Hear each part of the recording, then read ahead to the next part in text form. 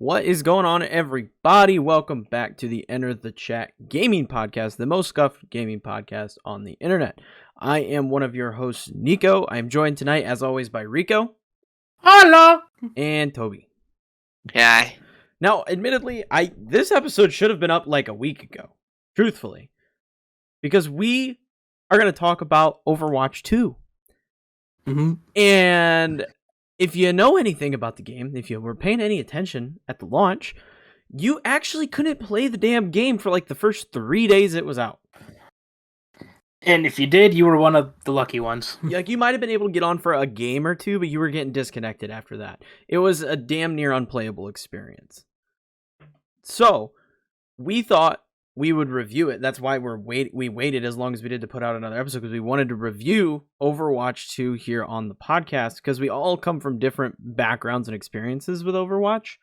And I feel like the three of us, because of our different experiences, have a lot to contribute to the conversation. Like, originally, Toby wasn't going to be available last night to record, but I feel like having more people with different backgrounds makes it for a more interesting viewpoints overall. So my initial, let's talk about where everybody's at, actually. What's your history with Overwatch? Let's start with Toby. Okay. So my history is I played like a little bit of the OG Overwatch like at launch. But then after that I kind of fell off eternity. Like, I don't know if I made it into one patch. I fell off the Overwatch community. I did watch a ton of Overwatch. Like, my roommates in college played it a ton, so I've watched it as it's grown. Why are you staring like that? And then I just randomly decided, it's free to pick it up. And so now I'm giving Overwatch 2 a try. So I don't have much like actual in-game experience, but I have watched a lot of it. Okay. Rico, how about you? Me? Let's see. Definitely for quite some time, I invested quite a bit in time in Overwatch. Last I checked, I had over 160 hours in it, probably counting like some hours after Overwatch 2 dropped. But I've definitely poured a decent amount of time into it, grinding through rank or playing a lot of like the different modes they have. Like, I really liked playing the free-for-all deathmatch modes. And then at some point, I can't remember when or why exactly, I just sort of like stopped playing as much. I wasn't like on as frequently or all the time. I don't know if it's because new games were coming out that were taking up my time, or just for whatever reason I was losing interest. But at some point, I eventually found myself only hopping on whenever they announced a new hero. I can't remember when that started. Playing the new hero bit just to see what they're like and everything. And then eventually I just stopped playing altogether up until Overwatch 2's launch. Okay. Now, I have a similar scenario where I played a metric fuck ton of Overwatch when it initially launched. I played so much on PlayStation 4, and then it took them so long to get the rank mode out, which is what I really wanted to play, that I kind of fell off. And then I, like Rico, I'd only come back and play periodically to check out the new hero, this, that, or the other. And now I have played in other locations over the years. I did play a little bit on PC as well as PS4, and then when it came out on Switch, I did play it on Switch and review it over on my main channel. And so I have a long history. I think I have like 125 hours prior to Overwatch 2 across all platforms. So I have a fair chunk of time in Overwatch, but I did kind of fall off the bandwagon, and I feel like a lot of that has to do with just the lack of support I feel the game got. In 6 years, we really didn't get a whole lot of content. Yeah, but they always treated the main content being whenever a new hero dropped. That was always its big thing. Overwatch was basically like the shooter version of Smash, except instead of crossovers, you were just excited to see what new heroes they'd come out with. Because I would always remember all the hype that would come around and people waiting for them to finally confirm it. That fancy new animated short comes out and all that jazz. I think it's important before we get into our thoughts on the game to address what this actually is. Because I feel like a lot of people might be confused by Overwatch 2 being the name, but what this really is just an update to Overwatch. Yeah, it's. I almost want to. I almost want to compare it to what God of War Ragnarok was originally supposed to be, but this is on what I think a much smaller scale. It's something that was supposed to be just like a huge update or DLC at first, but for whatever reason, at some point, they decided to turn it into a quote unquote sequel game, which we don't even have everything they promised yet with this. And when I say that, I mean the PvE stuff we're supposed to get. Yeah, I feel so when they announced the game many years ago, and I went back actually because I was typing the script for my review for Overwatch 2 on the Switch today, and I went back and watched my review of Overwatch from 2019 for the Switch when it came out. And I didn't realize the game had been announced back then. And originally, the game was supposed to be a whole new game that you bought that would give you access to the multiplayer and the new PvE content. But the original Overwatch was going to coexist, and it was going to be this like cross-play thing that happened where Overwatch 1 was just the multiplayer and Overwatch 2 was the PvE plus the multiplayer. So if you just want a multiplayer, you could still just buy Overwatch. And it was going to be this really weird thing and kind of confusing to a lot of people. And then they like nixed that halfway through and just announced it's going to be free to play. Overwatch 1 is shutting down entirely, and then we are just going to have Overwatch 2. And I personally think this was the better play because there's far less confusion. But yeah, it's still some confusion, at least to me. But I think that overall it's just a better marketing tactic because admittedly Overwatch had lost a lot of of the hype that it had when it launched. Mm-hmm. Yeah, and I think another part that played into it is how I remember way back before Overwatch 2 was even announced, just all the jokes and memes of people wanting Overwatch 2. It was like, give us Overwatch 2 already. So it's it's partially also because of the people that we have this. Yeah, and I just think calling it Overwatch 2 makes more sense than calling this Overwatch patch XX whatever, you know? It is because if it was just normal Overwatch and it was just getting like a relaunch essentially, I don't think it'd bring as many people back to the game that calling it Overwatch 2 has. Yeah, it does bring in, well, because one, it brings back older players that have stopped being like you and me, for example. We've hopped back into Overwatch since this count, but then it may have also attracted more new players that have always heard about Overwatch, and then you start seeing all this Overwatch news again because of the quote-unquote sequel about dropping, so now you might want to hop into it. And I can say with 100% certainty, I have had no interest in playing Overwatch in a long time, just due to the nature of the game. And if this was just Overwatch relaunch, Overwatch remaster, whatever you want to call it, Ultimate Edition, whatever, I would not have hopped back into Overwatch. But calling it Overwatch 2, saying there's going to be this additional content, saying this, that, and the other, has drawn me back into the point where I want to play Overwatch again. Yeah, I get it. Because, basically, imagine if,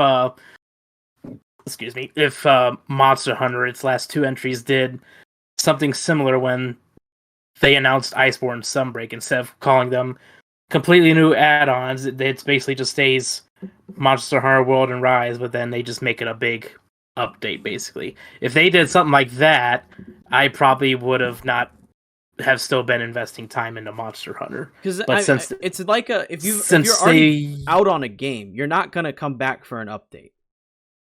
Unless it's it's a little different in certain games like MMOs where the big title updates are they are adding a lot of extra content, but something like Overwatch where for a fact you're just getting a new map or a new character, right? That's not gonna necessarily pull you back.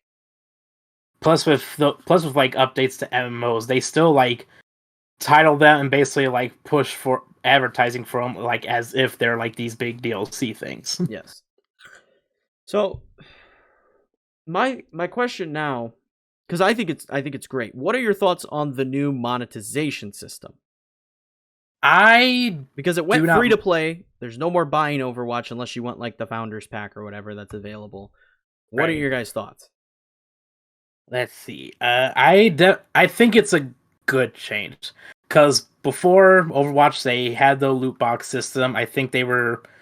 I don't know if they were the first to do it, but they were definitely the one that made that whole monetization mechanic popular in a lot of games, which was dreadful. Because for those of you who don't know, I don't think really any games nowadays have them. Loot boxes were just these little like crate things, and you open it and you'd basically get a random chance at all these different cosmetics. Nothing was guaranteed. Basically, it was just a random chance at a pool out of a pool of different cosmetic items. It's like shit. Apex packs. Yeah, like Apex packs. It was shit. If you wanted that like fancy new legendary skin in Overwatch, because they make some pretty awesome skins for a lot of these characters, you're gonna more than likely have to pour in a fuck ton of money to buy a bunch of loot boxes. You could buy 50 loot boxes, go through each and every one of them, and get no legendary skins or no hype items whatsoever. It was an awful system that dragged an awful gambling system basically that dragged in way too many people. This new system is much better though, because it basically just adopts the battle pass formula, which I think works best through all these mainly like first person shooter games. You get a pass for a set amount of time for however long the season is. You see everything you can unlock as long as you just like play the game. I say just play the game, but you do have to invest money in it sometimes if you want the more premium or better stuff, but it's fine because these items are actually guaranteed as long as you work for them. And then it also has a cosmetic shop that has set cosmetics that you can just buy straight up from the shop, like the shop from Fortnite where they have a rotation of skins and stuff that you can just buy and have as you want. So this is a monetization system that I'm much more okay with. Toby, what are your thoughts? Tony. I mean, I still don't like battle passes, really, if I'm being honest. Why do you keep staring at me like that too? And I don't know. I came from League of Legends. Okay? Like, so for starters, like I just think that the big patch idea, I would have came back for the big patch. That's literally what I do with League every new season. That's all I do. Is I come back to see what's new with a big patch. And I wish it had like a more standard in-game currency that you don't have to pay for, like with the battle pass points. Like, yeah, you can get some, but if you want to get like a decent quantity, you have to pay for the premium pass. Well, you can. There are challenges of- that give you the premium currency. If you've dove Okay. into the challenge list. I barely understand the characters. I haven't dove into that yet. I'm still trying to figure out how to play this game. And that's like another thing. I also was willing to come back with this big name brand because there's plenty of noobs. I'm not the only one. No kidding. They're very rampant and ranked right now. I'll say that. That's another good thing with the free to play change though, is it not only brings new players back that were already invested in Overwatch, like it brought me and Rico back, but it brings in people that maybe wanted to try Overwatch but didn't want to drop the money. It brings in so many new people to the game. Yeah, I love free to play aspects of everything. Free to play is great if it's done right, and I feel like they've done it very well here. Yeah, now they just got to continue doing it well and not, fall back to any sort of shitty tactics or whatnot. Well, I feel that free to play worked so much better for what Overwatch was trying to do initially, because originally it launched as a buy to play. You bought it, you had it, and the only other way they were getting any sort of income from players was through loot boxes, which wasn't really that sustainable, where you go to a free to play model where a bunch of people are going to buy the battle pass, they're going to spend money on skins. That brings so much more income because they're guaranteed those items. It brings in so much more income that I feel that they can actually update this game at a much better pace because it has more money coming in. Yeah, and people are gonna put like a lot more money into this when they know what they're gonna get. Like even in terms of like not just like buying the premium battle pass, but then also, maybe you don't exactly play a whole bunch to be able to work through all these tiers and get all the stuff. Maybe you just want to like give yourself a bit of a jump start and buy some tiers as you play. which would be fair, really.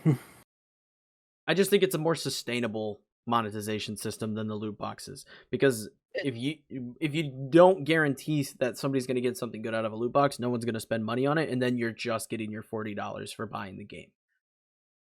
Right. I mean, yeah, it definitely is because, like, when I played Overwatch that small amount of time, I had no interest whatsoever in the loot system because I wasn't guaranteed anything. Like, Mhm. when I like, another game that has something similar is Smite. Um, they have their, like, treasure chest things, where it drives me insane because I'm spending so much gems on this. Granted, they give you gems for free, but I'm spending all my gems on these chests because and I never get whatever I frickin' want because it's obviously not guaranteed. Mhm. Whereas granted, their Overwatch 2 is now the same where you have the ability to just spend the money and get the exact thing you desire, which is so much better. I agree. Very much so. So, first off, I want to say the graphics, because they definitely updated the graphics for next gen with this update, and they look crisp, Purdy. pretty. They definitely look nice. Now, I didn't like notice it at first, but then as I took closer looks, I was like, oh no, some of this stuff actually looks a bit smoother now. Yeah, it looks super nice. But then the big thing for the standard game mode of Overwatch is the shift from 6v6 to 5v5, which I personally think is a fantastic change. I know Rico has some altering thoughts. Like I'm not a huge fan of it, but I think that's maybe because I'm just not used to it yet. I didn't think it would feel as different as it does. Like 6v6 compare 5v5 compared to 6v6. 6v6 definitely felt a lot more chaotic, which I thrive for the chaos. But it's like it almost like requires you to be way more strategic than in 6v6 with your hero picks and like your balance. Obviously, you can queue into some matches where it does an actual what's the word I'm looking for? Mainly in competitive where there's a certain amount of roles like everyone could play. Like there's always going to be 2 healers, 2 damage dealers, and 1 tank, which is such a weird change up, but I definitely think a much needed one to avoid that double tank meta that ran rampant in Overwatch 1 for so long. God help us all. I think it just helps with exactly what you said, the chaos. Where like with 6 characters, especially with double tanks, it was there was so much going on and so much to manage at any given time that I feel like removing that 1 extra tank, because that's what it would have been in ranked. It would have been 2 tanks, 2 healers, 2 damage. Removing that 1 extra tank makes it so much more manageable for the squishier characters. Yeah, I mean tanks are still right now. I feel like, especially some changes they made around to the tanks, which I will touch on a little bit. One, they reworked Orisa. She plays much differently now than she did in Entirely Overwatch 1. differently. Yeah. And another thing is Doomfist, who was originally a damage character in Overwatch 1, is now a tank character, and he got changed up a bit. Like, one thing he doesn't have anymore is his uppercut. That's been replaced with now, like, he can use his fist as sort of like a shield to mitigate damage on himself. Yeah, I find it to be a lot of the changes I really appreciate, because there were like I loved Orisa. I loved base Orisa, but it was so oppressive. And she's still oppressive, but I Yeah. think all the tanks are oppressive to some extent, and they have to be, because that's just how they play. But like I appreciate a lot of the changes that they made to some of the characters, just the small tweaks. Like Hanzo now has the little like double jump thing where he can dash in a direction, and that makes him so much more viable. Or like changing his ricochet arrow to a multi-shot, that's so much more beneficial for that character. And then another one that I kind of like in terms of like playing against this hero is the changes they made to Bastion. Before with Bastion Overwatch 1, you could turn into a stationary turret and for an unlimited amount of time until you switched back and just deals ludicrous amounts of damage to people. And he could also heal himself, nearly an unlimited amount, basically. Now he's completely different. Now when he goes into turret mode, he's completely mobile, but only for a limited amount of time. He doesn't heal himself anymore. Instead, now he gets sort of like a little bit of a cannon fire option that just takes time to cool down. And he also had his ult change, where instead of turning into a tank, he now turns into a mortar that can fire off 3 shots. But I guess recently on PC, there's been a bit of a bug that when you use his ult, you can fire off like as many shots as you want for the duration of the ult, and people would be firing off like 8 to 10 mortar shots and just raining hellfire. Yeah, I have seen that, and I just appreciate the changes because there are, and I appreciate that every character in this game got a new skin for Overwatch 2. They all got a new base skin, which I do appreciate because it shows the growth and the evolution of the game, and like that this game, these characters have grown. Yeah, the only one who didn't was Echo, but I think that was only because she was like the very last, like basically like the finale hero to come out in Overwatch 1 before, they started focused all their attention on Overwatch 2. Mm-hmm. Yeah, I think it's really good changes, and they've added some new game modes as well. I don't know how new they are. I don't know if they were play tested in Overwatch before Overwatch 2 came out, but there's like the push the barrier game mode that they added. Yeah, they do have that, and I don't think I'm a fan. I'm not a huge fan of it either. Y'all are haters. I'll be honest. I don't. I mean, I don't dislike it, but it's not my favorite game mode. I'd like that one. I think it's okay. It kind of. It's. I almost want to call it basically like a tug of war game, but it's that one game mode where like if you don't get like. If the other team gets like a big push on you and really gets to barrier far, then you're going to have a harder time fighting back because you have to escort that robot all the way back to wherever their barrier's at. But he's so fast. He is fast, but at the same time, you still got to like cover that distance. Well, yeah, you got to assess the situation and you got to collect your team and make the push. That's what I like about it. It's a really good comp match. That's what I think. It's better. I think it's a better version of Payload. I don't know about that. I like Payload because it's a payload that you both are fighting over. But I like the Payload equal in ground. Payload in ranked is fun because it's like how far can you push it? How many points do you get? How much time do you conserve to then go in and maybe if they tie it up, how much time do you have to earn more points? I think the Payload's very well done in the ranked mode. I agree, it's well done, but I just think the push the barrier is more fun. More fun. Better version of Payload. Fun fact, I had a game earlier today where my team pushed the payload 69.69 meters. Hey! Decent. And then you stopped. You couldn't push it any farther after that. I was like, guys, leave it! It's perfect.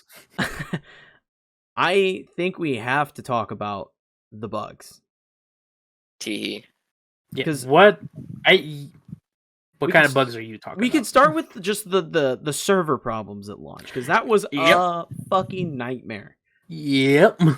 The server, I remember like first trying to get on and like it was showing me queues up to like not even 2,000. It was like showing me queues up to like 7,999, numbers like that, and I was like, what the fuck? Yeah, and that's as high as you had. I had 40k. Come on. Yeah, you would. But the problem is you go through the whole fucking queue, and then it'd say error, and you'd have to go all the way back to the start, and you just rinse and repeat over and over. I mean, I did it all day the day it came out for roughly an hour. And then God forbid you make the mistake of thinking like, oh, maybe if I close the game and hop back in, it'll be better. Nope, now you're fucking 30,000 deep in the queue. What the? Yeah, it was an absolute nightmare, and it's not entirely their fault. Granted, I've been around for a lot of Blizzard game launches, and they always have server issues. I don't know that I've ever been around for one and they didn't have issues off the rip, but partly this was a DDoS attack. They were DDoSed multiple times throughout the launch of this, which made the server overload even worse. Yeah, that was the only reason why I was giving them kind of shit, because like I feel like this may not have been as bad if they worked a little more on their servers, because like you said, there's probably never been a Blizzard game that hasn't had server issues, but it's not entirely on them, at least. Yes. But it's just the first couple days even were like that, and I was surprised at how long it took them to start recovering and people actually getting in to play the game. I couldn't Yeah, play like the game. I played 6 games in the first 48 hours the game was live. yeah, and then one thing that irked me too is even when I did manage to get in, there was the whole account merging issue. Yes. Which I gotta say, the cross progression is fantastic. Being able to pick up the game on whatever platform I want to play it on and having all my shit is fantastic. Because a lot of the times I'm laying on the couch or I'm laying in bed and I'm playing on my Switch and I'm having a great fucking time. I got my Plague Doctor Reaper skin on. I'm rocking people. It's awesome. But the merging process, especially in the first couple days where there was all the connection issues, one time I'd get on, I'd have all my shit. The next time I'd get on, and I was like I was a fresh account, and all the characters were locked. And then I got on another time, and all the characters were there, but I didn't have any of my shit. It just, every time I turned the game on, something buggy would happen. Yeah, like I actually had like an issue like just before we got on. I was basically on, playing a bit, and it was like a weird in between of like that issue, like between like having all your shit and not having all your shit. I got on, and then I just like go into my heroes, and it's showing I still had heroes locked, but I still had like all my normal cosmetics for them and everything. Mm-hmm. If I tried to get in the match or anything, yep, those heroes would still be locked. Yep. And then I would go and check like my career profile, and then I don't know if it's just having trouble like loading everything into the game from like I'll just say like the Battle.net cloud or however they like store their data, but it was just showing like absolutely no like hero data for me. Like it was showing like I hadn't even like played a single minute as a hero. Yeah. It was interesting to say the least. It was a freaking nightmare. Yeah, which I guess it kind of is. Like I know there's still long queues to get your accounts merged. Like yeah, my friend Trent, he was talking about playing Overwatch tonight, and I told him, I was like, okay, well, make sure you get your account merged if you want like all your shit and everything. And he said he was in a queue of like 30,000 for account merging still. Mm-hmm. There's still wild numbers, and I mean it's crazy because this game, by the time this episode goes up, it'll be out for a week. Yeah, it's already been a week since all this. That's what's wild to me. Yeah, and I feel like I've only actually got to sit and play the game since yesterday. I played like all day yesterday. So another thing with Tony, were you gonna say something? I was just gonna say I haven't even got to play that much. I still would have like bug outs, and then it just makes me disheartened, so I wouldn't play. I think there are more issues on the PC side. I've been playing a lot on console. I almost exclusively play on my Xbox, and I have a lot less issues. I don't even know what causes the PC ones. It's just like literally I'll be middle of a game, like I won't get an achievement, I won't get anything. I'll just be like, I'll die. And then I'll be just walking out of base and it's like, okay, you're logged out. And I'm like, oh, come on. I gotta And say, then I just don't get back on. I I'm don't like, know okay. if PlayStation has this issue, like if you pop a trophy, but there's this really fun Xbox bug right now where anytime you pop an achievement, the whole game disconnects. You can't fucking play it. It disconnects and you gotta re-log in, and it doesn't matter if you're in the middle of a game or not. How many people did we lose in that one game? Frustrating. We had like 3 people pop achievements in that game, and then we all got kicked out. Yeah, I think it was just me left at the end, wasn't it? It was wild. And I don't know what causes it. I don't know if PlayStation has the same issue with trophies, but it's a nightmare. I don't think so, because I've gotten like only like 4 trophies, but even when I got those, I haven't had any issues, I'd say. Oh yeah, it's immediate disconnect from the game. Yeah, definitely haven't had anything like that. It's absolutely mind-blowing. Yeah, I know, and hopefully they get a fix for it sometime soon, which it seems like they are, like, since, like, the really buggy launch with the DDoS attack, and then, like, issues with count merging and everything that's come from that. It seems like they've been at least putting a bunch of time into making sure the game's running right across all boards. Yeah. So, but go ahead. Yes. What you got? No, you go first. No, go. No, you go. No, you first. Toby, go. Tony, you go. Yeah, Tony. The weather we're having. Another I bug was just that I discovered though. And it really pissed me off. I noticed it yesterday, but I wasn't sure. I don't know if it's a bug, and this is the thing that really irks me the most about it. So yesterday, Toby plays on PC, I play on Xbox. We queue up, and all of a sudden, I start getting dicked on. And I like to think I'm pretty decent at arena shooters on console. I was really good at Halo. I was Onyx in Halo Infinite. I've been Platinum in Overwatch on PS4 way back in the day, and I was way worse when original Overwatch came out. And I like to think I'm pretty solid at arena shooters. But all of a sudden, like, I really like playing Ana. That's one of my favorite healers to play. I would go from like a 60 to 70% scoped accuracy down to a 21% scoped accuracy. I'm like, you're trash, kid. I'm like, what the fuck is going on? And it only happened in the PC pools. And then I was playing with another one of our buddies, Rice, today. And the same thing started happening. So I started Googling it. And I come to find, I don't know why this is a thing, if you play with PC players as a console player, they shut off the aim assist.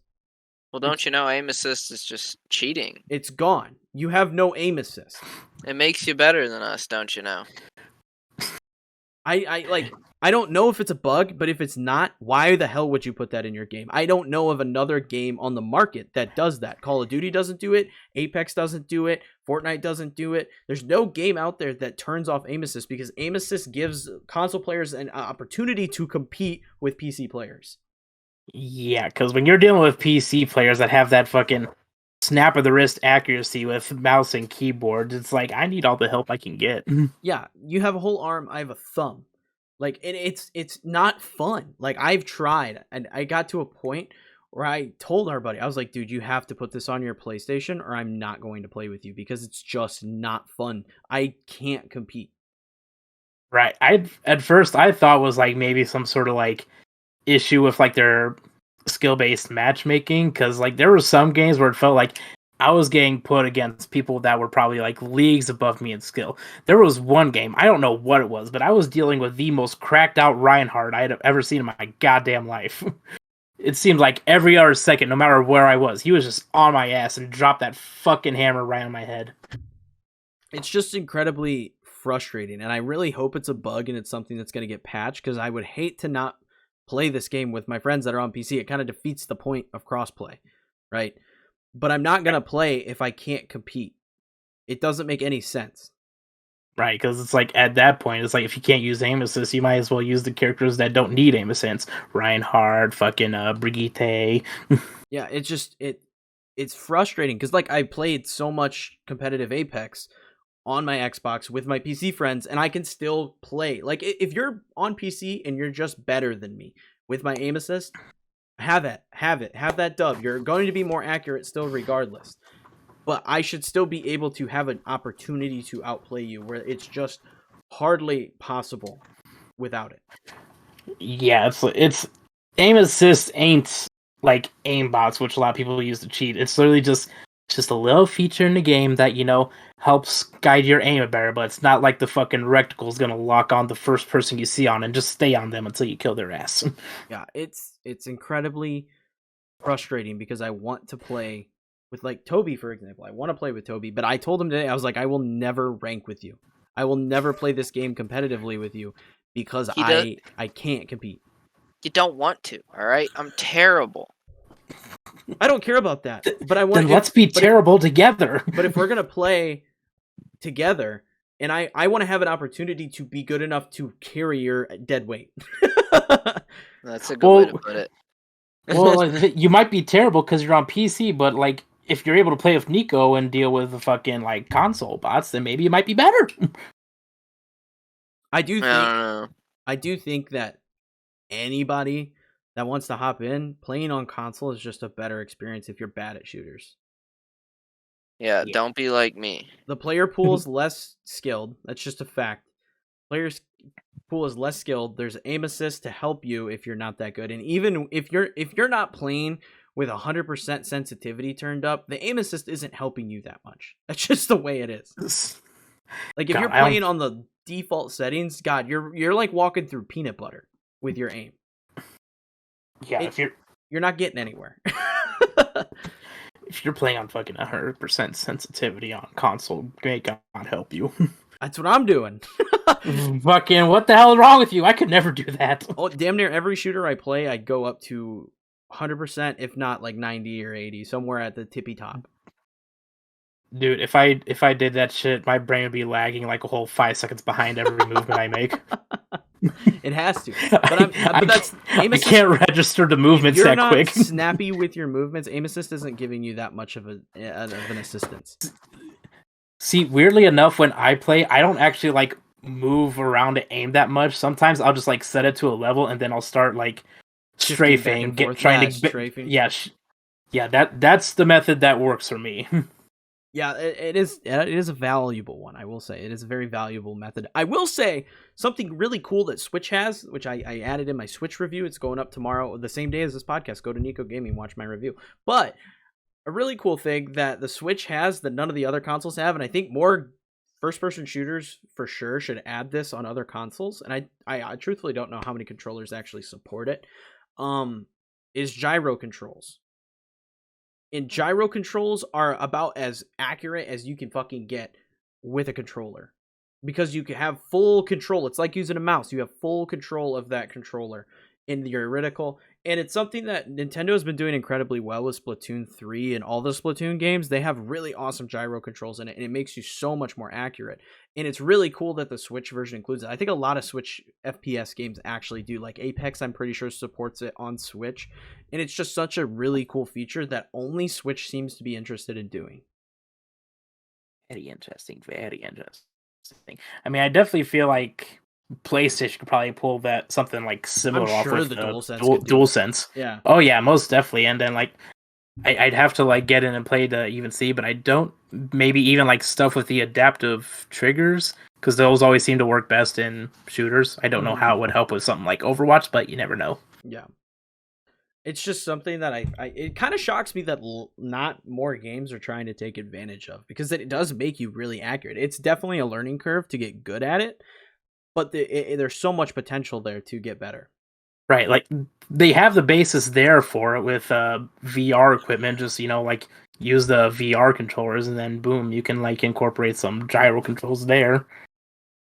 Yeah, it's just something that I find really interesting with the Switch version in particular. And the Switch version runs great. I was pleasantly surprised. I booted it up. If you're out there and you have a Switch, it's the only way you can play Overwatch. Great. It's a great experience. Solid. I don't know if it's 30 or if it's 45 FPS, but it's solid. It's stable. It never dips. It is an incredibly enjoyable experience. My first 6 games were all on the Switch, and I had a great time and was able to compete. Like, it's super, super good. Especially interesting is when you consider, like, when you think of Switch, you don't really think of it as like a console good for like FPS shooters or anything like that. Well, competitive FPS shooters, I should say.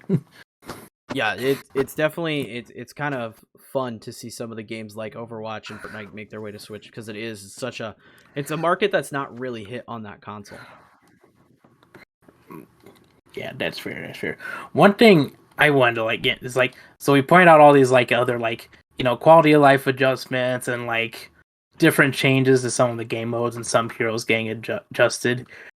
Other than that, like what else has changed? Oh yeah, so with the launch of Overwatch 2, we actually got three new heroes kinda off the bat. I say kinda because 2 of them you can play off the rip, but one of them is actually a part of the premium battle pass tier, which it's a part of the very first tier. So like you buy the premium battle pass, then boom, you get the 3rd hero like right off bat. I want to know what you think of those heroes.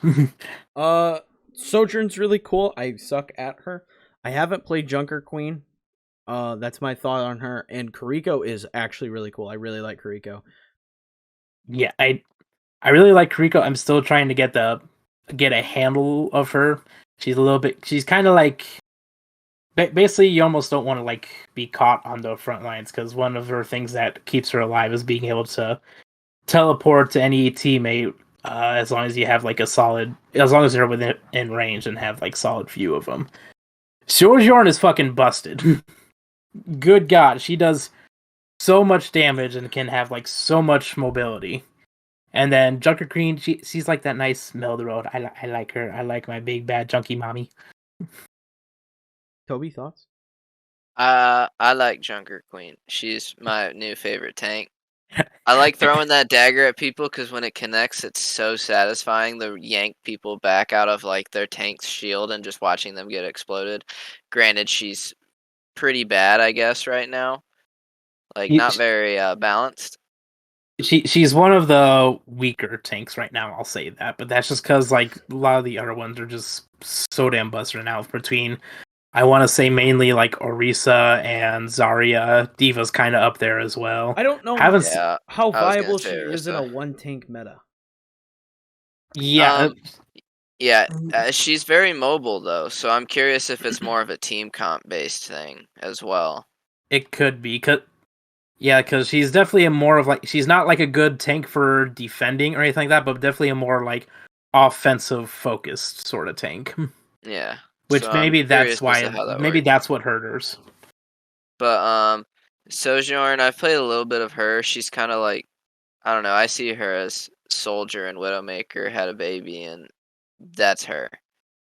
That's fair, Yeah, I could honestly. agree I with can kind of And then I haven't really played the new healer chick. awesome. So good. Yeah, like I know what they do because they're on almost every single game, but I haven't played I as just it, so I love don't that really like have an she can opinion. be so aggressive because of like the headshot extra damage that she gets. So powerful. Like if you get a headshot, you can almost one shot any healer or attacker in the game. that and her like ult is in a way like a better version of Baptiste. Because with Baptiste, he puts up like this wall, and if you like shoot through it, any projectiles that pass through it does, I think, more damage. Mm-hmm. But with hers, I think it's way better because it's like you set this like long line like across the map, and as long as you're within that area, you're just like firing off your shots like at double rate speed. So really, you're getting off even more damage as long as you're within that area, and it's fucking phenomenal if like you're trying to push a payload and then you got like enemy team moving up on you, you got your whole team, so you just launch that shit and everybody just goes ballistic. Yeah, it is a super fun all. I just think I like her because she's so mobile, like Genji and Hanzo with the wall climbing and stuff. She's just a really fun character all around. The other two, I suck at Yeah. Sojourn, so I just kind of stray away. And I have enough other attackers that I like playing that I don't really feel the need to pick up another one. Um, and it's almost the same with Junker Queen. Like I just don't see. She's kind of like Hog. I don't really see a whole lot of use for Hog, honestly.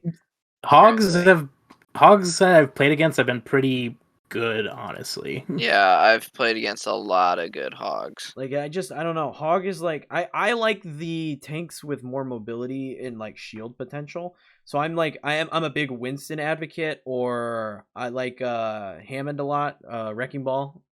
I He's really hard. Right. like him.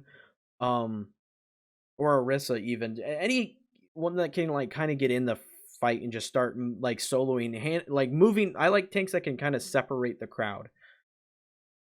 I'm surprised you don't like I'm surprised you don't like the Roadhog a bit then, because he is that he doesn't like separate a crowd like as much as those other heroes, but he's definitely a disruptor when like he's coming up and then he basically just yanks you away from your team and either one shots or comes close to it with that shotgun, which I see the value of that, and I see like how you should play Hog, but with him not being so mobile or having like a good escape option, I feel like with a one tank meta where you're the sole person going to be like pulling aggro, you're just gonna get fried because his heal is just so slow that they're gonna shoot right through it.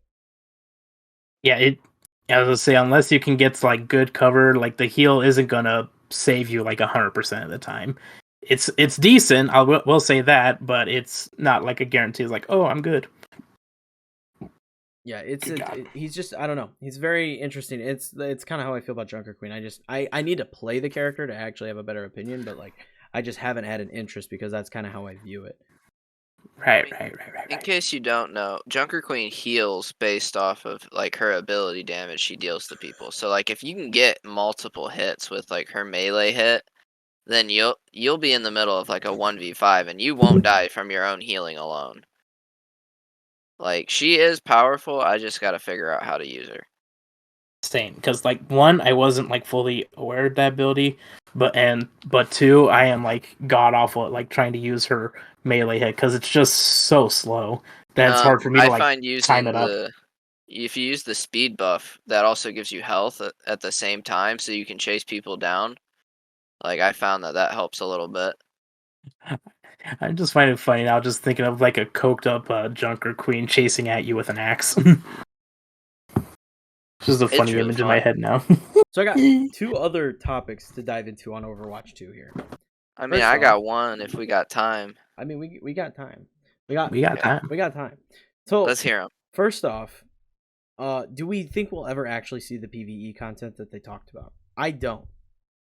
I don't really care. I think they scrapped it. No, they didn't. They just haven't gave like an actual, like, I mean, they have given a time frame, but no like actual date. They just said like it'll be out within the next year. So right now, sometime within 2023, but no like actual date or time frame within that year. But I do think it'll come out because it's something that people have been asking for a lot more of in Overwatch 1 ever since they first did the Junkenstein events. People really enjoyed that, and then they started doing a little bit more PvE events, but nothing like a whole real crazy or in depth. But I think if they really want to reel in a lot more people to Overwatch 2 and possibly make money. I don't remember if they're actually going to like charge people for the PvE stuff or not. But if they want to make good money, then I think they'll still be doing the PvE content. It's just a matter of when right now. I have a feeling it's just gonna get released as like LTM modes, and it's gonna be just like the Junkenstein event.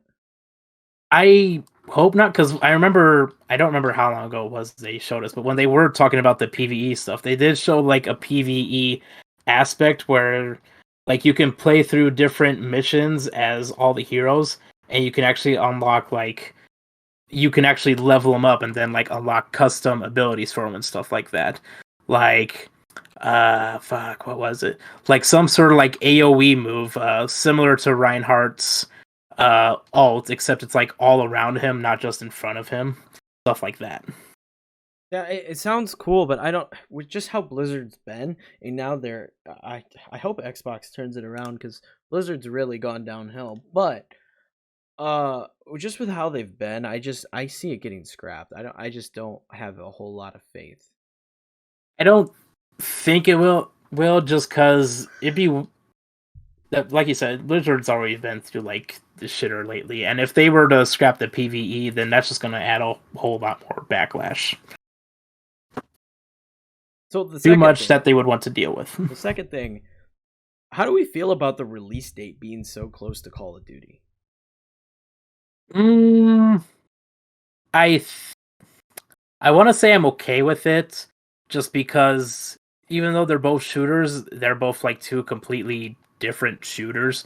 Like even when Call of Duty comes out, I'll still probably be going, but after like I pour a good portion of time into Call of Duty, probably within like the first week or so of it being out, I'll probably get to a point where I am like flip-flopping between the two just because they're both different experiences for me. Call of Duty is Call of Duty, and Overwatch being a hero shooter. Toby, what are your thoughts? I'm with Rico on this. Like, I mean, there's 2 completely different games. Like, I play Call of Duty. Like, I mean, the people I play with tend to like to play search and that type of stuff, so it's more of your team-based idea.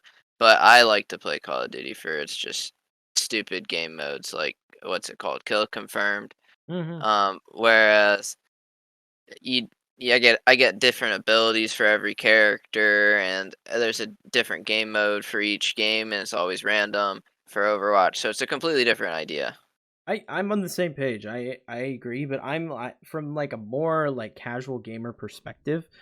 Like, I think Overwatch is going to have a lot of success with those gamers right now, but once Call of Duty comes out, it's going to take a huge hit. And a lot of those players are just going to go back to Call of Duty and never touch Overwatch. Overwatch is their like get them to Call of Duty game. Well, what do you think though? You really think they're going to lose that many people with it being free though? Like, what if there were people that wanted to try Overwatch, but then they were like, "Oh, well, I already have Call of Duty." And they knew Call of Duty was going to give them something that they'd want to play every year. Well, now that's free, and now they're able just to sit down and play Overwatch. I feel like I don't think it'll it have as big a hit because of that, but I still think like that I like a think this lot of would give people them a that are good. the Call of Duty diehards or the casual gamers that play like, the Maddens, the Call of Duty, whatever the big free to play game is out at the time, they're gonna play it and then they're gonna go back to their comfort food. True. But with it being Overwatch, granted, like it's just now sort of like getting back the hype that it once had. I think I saw someone post like it was one of like the tops. One day it was like one of the top streamed games at the time on Twitch, and I don't know. I think like over like 600,000 viewers or something like that, maybe more. I'm not sure, but I think it's with it being free to play. I think it's gonna be similar to Fortnite, where like Fortnite has had like its dead periods before, where like I feel like not a whole lot of people were playing it at the time. But then they come out with like these big events or collabs and stuff, and then there's everybody and their mothers hopping back onto Fortnite to play these events and stuff. Like me, for example, I hadn't played Fortnite for a good minute. Then they did the fucking Dragon Ball Z collab, and I'm just like, I need to beat Goku.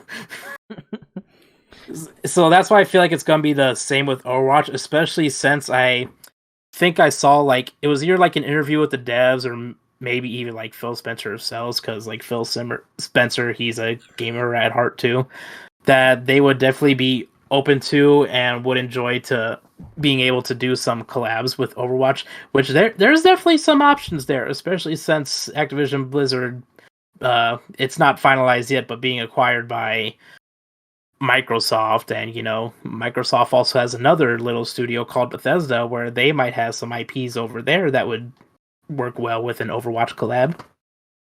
Yeah, yeah. There's a lot of potential, especially with the acquisition coming up. There's a lot of potential, but I'm excited to see what they do. I really hope that we get more support for this version of Overwatch than the previous. I think that's going to be the make or break. If they can keep pumping out fun LTMs, they keep pumping out new characters, that kind of shit, new maps, that's going to keep people invested.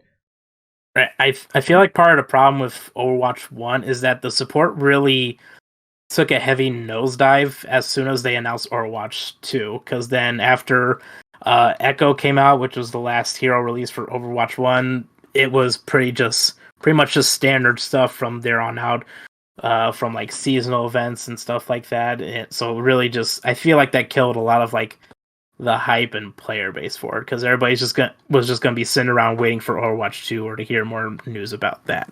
I think they also need to focus way more on their casual gamers. I think Overwatch 1 really suffered when they started putting a big focus on Overwatch League. And I think they need to focus on the people that are going to keep putting money into the game, and that's your casual fan base. Like think of like Fortnite. Yes, they have their like tournaments and their ranked mode, but they do stuff based on what players want. Like they added the no build mode. Why did they add that? Because people were playing Apex instead of Fortnite, and that's what people wanted. So they focused on what the casuals were doing and they adjusted. And I think that's what Overwatch needs to do, is put way more emphasis on the people that are just playing to have a good time than the people that are trying to play at the highest level. Yeah, especially when they would release like those League skins, which would always be like phenomenal looking skins, but then they ended up costing like a whole nother currency to be able to get them, which that always annoyed me a bit. Yeah. So closing thoughts. What's everybody's final thoughts on Overwatch 2? I'm excited to see Overwatch back in like the mainstream public eye. A lot of people playing and watching it now, and I'm hoping that leads to them like doing bigger things than they did with previous Overwatch. But I am happy to see Overwatch back, and I will say, despite like some gripes, I have been enjoying like playing it again and get refamiliarizing myself with all these heroes. And Toby, what are your thoughts coming in as basically a fresh player? Sorry, I was yawning. I think that it's a pretty good game. I like the changes because, like, I did play and watch a lot of it beforehand. I like the changes that they've made from the original game to this. I personally think that the 5-man teams is a necessity. It makes the comp a little bit better. You have to actually think before you go in the teams, and it's nice. Um, I like all the abilities. It makes every character unique, so I think it's if anyone likes shooters, they should give it a try. I do you think this is something that's gonna hold your attention long term? Because you're not a shooter guy. Um, I think it will hold my attention, but I don't play this game like really without anyone else anyways. Like there's very few games I play unless I'm playing with people. Mm-hmm. So So they I don't drop know. until they drop that Skyrim collab with a Dragonborn skin. Nah, that won't even bring me in. Damn. So No. Yeah. for me, I'm just happy Overwatch is back. I loved the original. I hope they support this one. It's just going to be one of those games that kind of gets rotated into my like rotation of like multiplayer games that me and the boys play. You know, it's one of those that's like, oh, we don't really feel like COD tonight. We don't really feel like Fortnite tonight. Well, let's boot up Overwatch and play some Overwatch. You know, it's going to be that kind of game. I don't think it's anything that's going to really sink a ton of my time after like the initial launch. You know, unless I really get into the competitive side, I don't think it's going to be a game that I pour hundreds and hundreds of hours into, like I do a lot of games like Dead by Daylight or Pokemon stuff like that. But it's just going to be one of those that I kind of rotate between when we don't really know what to play. Yeah, that's fair. That's fair. It'll definitely be a game that eventually turns into something like I just hop into once in a while, or whenever their events start up, since they always do a bunch of different seasonal events, I'll probably be hopping in and playing for a period of those. And I could be wrong. If they have cool updates and battle passes and stuff that like have shit that I want in them, I could see myself playing a lot more like I do with Fortnite. I play a lot of Fortnite, and that's because they add really cool skins that I want to have, like the Spider-Gwen skin or the Darth Vader skin. I want them. I may not really overly enjoy whatever that season does. Like I wasn't a huge fan of last season of Fortnite, but I really wanted Darth Vader, so I kept playing, and I ended up having a good time with it. So if Overwatch can replicate that and they start doing a lot of those crossovers that they talked about, I could see myself playing a lot more of it. Yeah, which that does remind me is like just one thing I wanted to ask. Like, what are your thoughts on this new tier of skins being the new mythic skin tier, which is a new type of skin Overwatch added. The only one in the game right now is a Genji skin, which is the very last tier of the battle pass for the season. And what makes it special is that it's supposed to be a completely customizable skin. I think that has a lot of potential. Like Fortnite does that kind of stuff too, where they have like a skin that's fully customized, like the alien skin from season 7 of chapter 2, or the toy skin from last season of Fortnite. Like stuff that makes that skin your own is something that's fun and gives people a reason to keep playing. I don't think making it a tier 100 skin is a good call. I think making it like you buy the battle pass and you have it, and then you can do challenges to earn the customizable parts. That's going to give people more of a reason to keep playing versus putting it at the very end of the battle pass. Right. Which we got remember, like this is the first like new big thing, so of course they're gonna make it like the very last tier to pass, but hopefully like in the future as they do add more, they'll do like you said, it's one of like the first things you unlocked, and you just play the whole season unlocking like different customizable aspects for it. Yeah, that's something I could see being really, really cool, especially if that season is like your favorite character. Like if they did like a Tracer or a Baptiste, like customizable skin, I would freaking lose my mind. Bruh, Genji's my favorite character now, so I really gotta grind this bitch. But that pretty much wraps it up. We've been going for an hour, boys. So thank you everyone for watching or listening, depending on what you're doing, the Enter the Chat Gaming Podcast. We are on all podcast services. We are finally on Apple. Check us out there. Leave a review. Really fun doing this and shooting the shit with the boys every week. We are on YouTube as well. If you watch it on YouTube, make sure you leave a like and a comment. Let us know your thoughts on Overwatch 2. And, are you excited? Are you going to keep playing long term, or are you just back to see what's new? Let us know. In terms of social medias, nobody else likes to share theirs. I am available at Kneeckoh Gaming everywhere: TikTok, YouTube, I have two separate channels. I have one where I do Nintendo Switch stuff and game reviews and that kind of stuff, and then another one where I do just Dead by Daylight stuff. So check me out on those as well. Kneeckoh Gaming for the Nintendo Switch stuff, and Kneeckoh for the Dead by Daylight content. But yeah, and I stream over on Twitch as well, where I only play Dead by Daylight. I only touch DVD on stream, so check that out as well. But that is it. Thanks again for watching, and we'll catch you in the next one. Peace. Bye. Yep.